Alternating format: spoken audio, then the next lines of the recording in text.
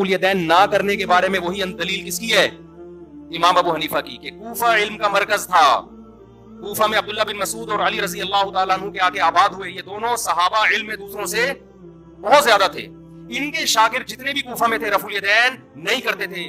امام ابو حنیفہ نے اس سے استدلال کیا کہ ٹھیک ہے بخاری مسلم تو امام حنیفہ کے بعد آئی ہے، لیکن صحیح حدیثیں رفع الیدین کرنے پر بھی ہیں، لیکن یہ جو آخر میں نہیں کر رہے اتنے سارے صحابہ، تو یہ اس کی علامت ہے نبی نے آخر وقت میں ترک کر دیا تھا۔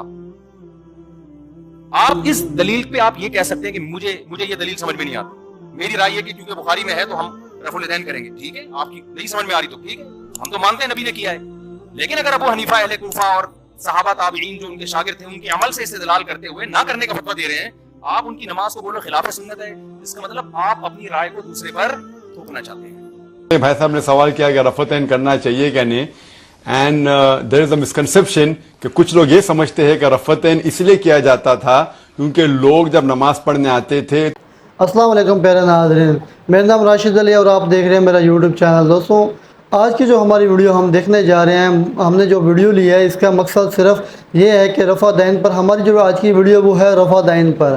رفع دین کے بارے میں جو متعلق جو حکم ہوا ہے، ہم مختلف جو ہمارے علماء کرام ہیں، اسکالرز ہیں جو اسلامی، ہم ان کی نظر سے دیکھنا چاہتے ہیں کہ وہ اپنی نظر میں رفع دین کے بارے میں کیا حکم دیتے ہیں، کیا ہمیں بتاتے ہیں۔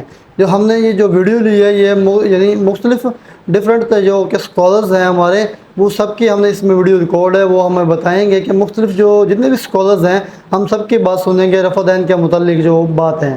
دوستوں سٹارٹ کرنے لگے پہلے ویڈیو، ہم یہ رفع دین کے متعلق جتنے بھی احکامات یا کوئی بھی اس کا موضوع ہے وہ ہم دیکھنے جا رہے ہیں۔ سٹارٹ کرتے ہیں یہ video. The Islamic round table, یہ ہم نے چینل کی ویڈیو لی ہے۔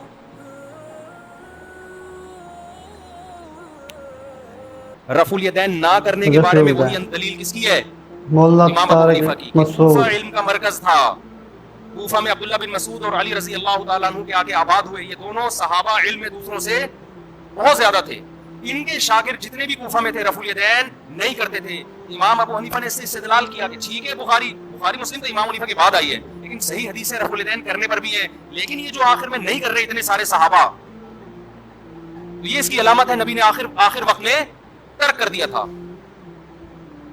آپ اس دلیل پہ آپ یہ کہہ سکتے ہیں کہ مجھے یہ دلیل سمجھ میں نہیں آتی، میری رائے یہ کہ کیونکہ بخاری میں ہے تو ہم رفع الیدین کریں گے، ٹھیک ہے، آپ کی نہیں سمجھ میں آ رہی تو ٹھیک ہے، ہم تو مانتے ہیں نبی نے کیا ہے، لیکن اگر ابو حنیفہ اہل کوفہ اور صحابہ تابعین جو ان کے شاگرد تھے ان کے عمل سے استدلال کرتے ہوئے نہ کرنے کا فتویٰ دے رہے ہیں، آپ ان کی نماز کو بولو خلاف سنت ہے، اس کا مطلب آپ اپنی رائے کو دوسرے پر تھوپنا چاہتے ہیں۔ بھائی صاحب نے سوال کیا کہ رفعتین کرنا چاہیے کہ نہیں، and there is a misconception کہ کچھ لوگ یہ سمجھتے ہیں کہ رفعتین اس لیے کیا جاتا تھا کیونکہ لوگ جب نماز پڑھنے آتے تھے تو ان کے بغل میں بت رکھتے تھے، تو بت کو گرانے کے رفعتین کیا جاتا تھا۔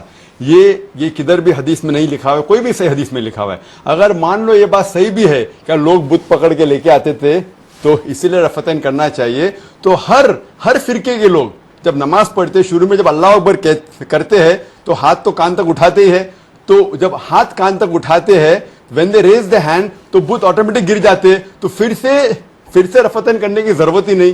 تو یہ کہنا کہ people used to do رفعتین because they were idols in the armpit is totally wrong. It's not mentioned hadith. The reason why Muslims should do رفعتین, it is because mentioned in the Sahih hadith of Sahih Bukhari in volume number 1 in the book of Salah. The Prophet whenever he offered Salah, when he prayed, he did رفعتین. So based on this Sahih hadith, every Muslim when they offer Salah, they are supposed to do رفعتین. اللہ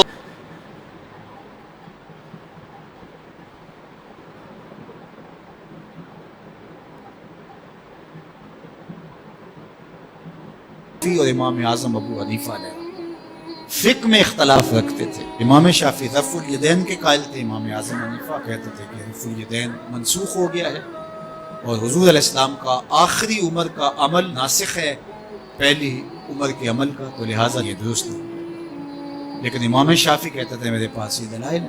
خیر، امام شافعی اپنے شاگردوں کے ہمراہ امام اعظم ابو حنیفہ کے مزار پہ آئے، تو وہاں جب نماز کا وقت ہوا تو امام شافعی نے نماز پڑھی تو رفع الیدین نہیں کیا، تو شاگردوں نے بعد میں سوال کیا کہ حضرت رفع الیدین نہیں کیا، فرمایا اتنے بڑے امام کے سامنے مجھے اپنی تحقیق پہ عمل کرتے شرم آتی۔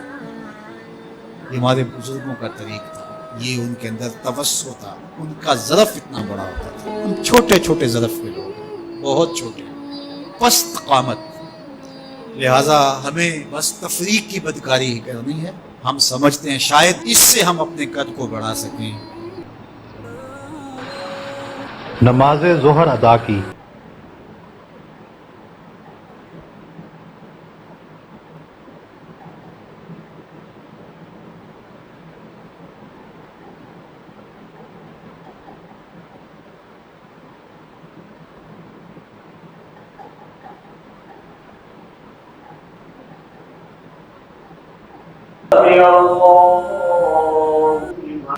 انشاءاللہ رفع یدین کرنے والے بھی جنت میں جائیں گے، نہ کرنے والے بھی جائیں گے، اگر کبائر سے اجتناب ہے، محرمات سے اجتناب ہے.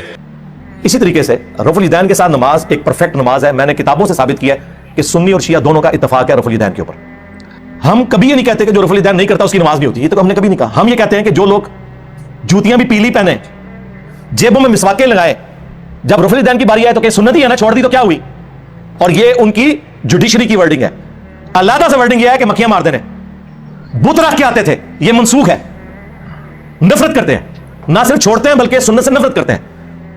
اب ان کو کوئی بتاؤ کہ عبد القادر جیلانی جو ہے، تم کہتے ہو پیرانے پیر ہیں، پوری زندگی اس بیچاروں کو تو نماز کا طریقہ پتہ نہیں چلا ہوتا، رفع الیدین سے پڑھتے رہے اور وہ عملی سے ہے. تسی کیوں انفی ہو؟ پیر عملی تے مرید انفی.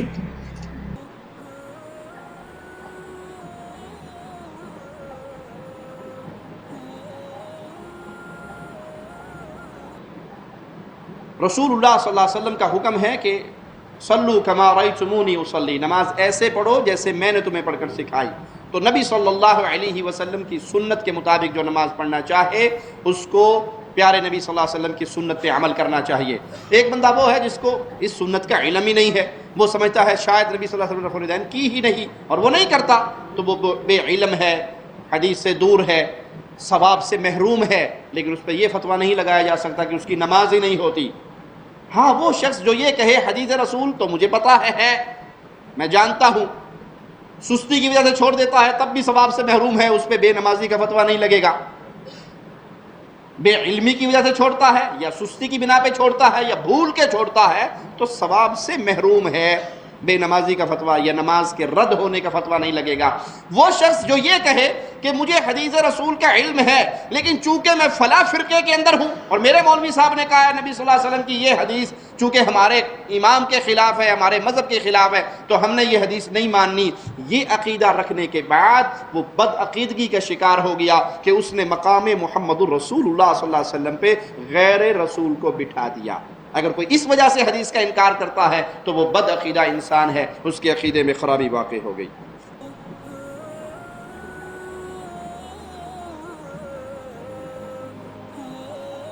دیکھیں رفع کا مطلب تو ہوتا ہے اٹھانا اور یدین کا مطلب دو ہاتھ. ٹھیک ہے، تو جو یہ دو ہاتھ اٹھائے جاتے ہیں اس کو رفع یدین بولا جاتا ہے. جو ابتدا میں تکبیر تحریمہ کے لیے دو ہاتھ اٹھائے جاتے ہیں نماز، یہ تو سب کے نزدیک ہے بالاتفاق، چاروں اماموں کے نزدیک ہے کہ نماز میں ہاتھ اٹھا کے نیچے باندھے جائیں گے. اس کے علاوہ جو دیگر مقامات پر رفع یدین کرنا ہے تو احناف کے نزدیک یہ ناجائز ہے، اس کی اجازت نہیں ہے. ٹھیک ہے کہ کوئی کسی اور مقام پر رفع یدین کرے، یعنی نماز کے اندر. باقی وطر میں جو تیسری رکعت ہے اس میں رفع یدین کیا جاتا ہے. اسی طرح عیدین کی جو رکعتیں ہیں اس میں کیا جاتا ہے. نبی صلی اللہ علیہ وسلم نے نماز میں رفع یدین کیا ہے. یہ ہر مسلمان جب نماز شروع کرتا ہے رفع یدین کر کے ہی کرتا ہے، اس میں کوئی اختلاف نہیں ہے. سوال صرف یہ ہے کہ باقی موقعوں پر بھی کیا ہے، معلوم ہوتا ہے کبھی کبھی کیا ہے، تو اس وجہ سے آپ اتنی بات اگر مان لیں تو اس میں لڑنے کی کیا بات ہے. یعنی ایک تو فرض ہے، اس کے بغیر نماز ہوتی نہیں شروع کرتے وقت، اس میں کسی کو اختلاف بھی نہیں. رکوع میں جاتے ہوئے، سجدے میں جاتے ہوئے، اٹھتے ہوئے، روایتوں سے معلوم ہوتا ہے کہ حضور نے کبھی کبھی اس موقع پر بھی رفع یدین کی. ٹھیک، اتنی بات ختم ہو گئی. آپ بھی کبھی کبھی کر لیں گے تو آخر کیا قیامت آ جائے گی. جنت رفع یدین کرنے اور رفع یدین نہ کرنے کے کسی ایک طبقے کے لیے رجسٹری نہیں ہے. بھئی رفع یدین کرنے والے بھی جنت میں جائیں گے، آپ جا کے دیکھ لینا. امام بخاری ہوں گے کہ نہیں جنت میں؟ امام مسلم ہوں گے کہ نہیں جنت میں؟ امام ابو داؤد، ترمذی، نسائی، ابن ماجہ سب ہوں گے کہ نہیں؟ ارے نیچے آ جائیں، حضور غوث العظم میرے اور آپ کے اور کل دنیا کے شیخ عبد القادر جیلانی ہوں گے کہ نہیں جنت میں؟ یہ سب رفع یدین کرتے تھے. اب میں ان کا مرید ہوں، میں حنفی ہوں، میں رفع یدین نہیں کرتا. दोस्तों ये थी आज की हमारी वीडियो जो आपने देखी। तो आज की जो हमारी जो वीडियो थी, हमने डिफरेंट जिन स्कॉलर जो थे हमारे, बहुत बड़े बड़े नाम हैं, उम्मीद करता हूँ कि ये जो रफ़ा दैन का मामला है आपको बहुत अच्छे से समझ आ चुका होगा। क्योंकि जब हम नमाज़ पढ़ते हैं तो जब हाथ उठाते हैं अल्लाहु अकबर, तो यानी ये रफ़ा दैन ही होता है। यानी तो कोई भी मुस्लिम है यानी जब भी नमाज़ पढ़ता है वो रफ़ा दैन लाजमी करता है। तो इस पर यानी जिसको इख्तलाफात थे या जिनको मालूम नहीं था या इसके बारे में था कि अगर नमाज यानी जब शुरू करते हैं रफ़ा दैन हर बंदा ही करता है, हर मुस्लिम करता है। जब नमाज के बाद जब आप रुकू में जाते हैं, सजदे में जाते हैं, तब आपकी मर्ज़ी है चाहे रफ़ा दैन करें या ना करें। लेकिन जो सबसे पहले जो शुरू होती है नमाज, तब ये रफ़ा दैन किया जाता है। तो सब जो है क्या ये रफ़ा दैन करते ही हैं। तो ये थी आज की हमारी वीडियो। अगर जिन लोगों को ये सवाल वगैरह थे कि रफ़ा दैन के बारे में इनके जो मुख्तलिफ थे कि हमारा जो वो आलिम है तो वो ये कहेगा और दूसरा आलिम है वो ये कहता है, तो तमाम ने ये जो वीडियो हमने आपको दिखाई है इसमें मुख्तलिफ जो स्कॉलर थे हमारे बड़े बड़े, तो सबकी हमने इसमें छोटे छोटे क्लिप वगैरह दिखाए हैं रफ़ा दैन के मुतालिक। तो उम्मीद करता हूँ कि आपको हमारे जो रफ़ा दैन के बारे में जो आपके मसाइल थे बेहतरीन और ज़बरदस्त हल हो चुके होंगे, आपके जहन में बैठ चुका होगा कि आपके मामला हल चुके हैं। दोस्तों ये थी आज की हमारी वीडियो। आप कमेंट्स में लाजमी बताया कीजिए कि आपको हमारी वीडियोस कैसी लगती हैं। अगर आपको हमारी वीडियो में कोई मसाइल है या इस तरह की आप कहते हैं कि हम इस तरह की वीडियोज़ लेकर आएँ जो आपको पसंद है, तो दोस्तों आपने कमेंट्स में लाजमी बताना है कमेंट्स बॉक्स में। तो दोस्तों ये थी आज की हमारी वीडियो। नेक्स्ट वीडियो तक हमें दीजिए इजाज़त। अल्लाह हाफ़िज़।